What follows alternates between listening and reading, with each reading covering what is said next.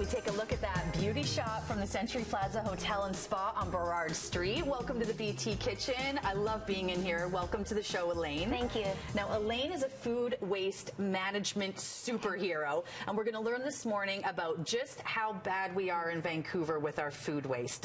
Give it to us straight. So in Canada, 40% of all the food we produce is thrown into the trash, and a lot of it happens in our own homes. So today I want to give you guys some practical advice on how to prevent food waste in your homes. It's like you knew right there we were just going to blame it on the restaurants, right? What are some of the stats that we know about how much waste we're putting into the garbage dumps or even into the organic bin?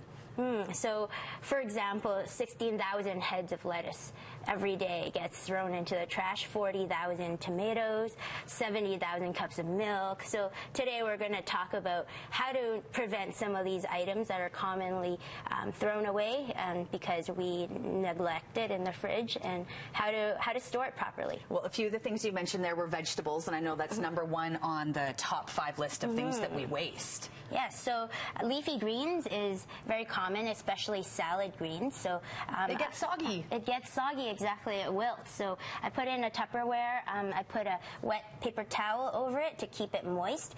If it's not unraveled yet, you can put your entire head inside a crisper drawer and put your humidity setting to high humidity, so it keeps it a little bit more hydrated. Tomatoes, I mentioned tomatoes.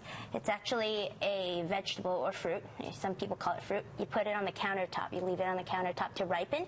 When it feels like it's getting a little bit soft and too soon, you can't use it yet, stick it in the fridge. So I'm embarrassed to say how many moldy tomatoes I've thrown out from my fridge.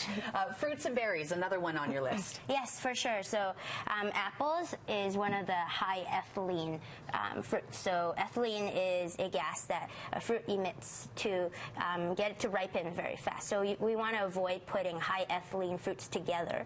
So I would put this either if I want to make fruit smoothies, because I make them every day, I put them on the countertop to ripen faster with my bananas.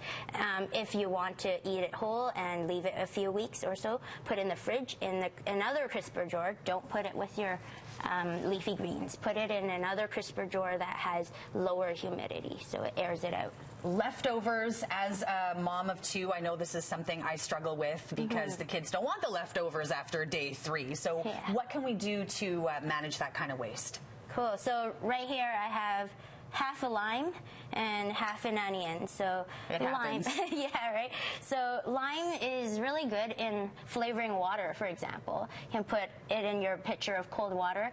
It brightens it up. It's refreshing. I love it that your tip is just use it. Just use it. Don't let it go bad in the fridge. Don't let it go bad. Be creative. Have fun. I like to go through my fridge, and whatever's left over, I create recipes using them. So this is like an ounce of hummus left over from a party. You can use it into a pasta sauce as a thickener. Just use it. Yeah.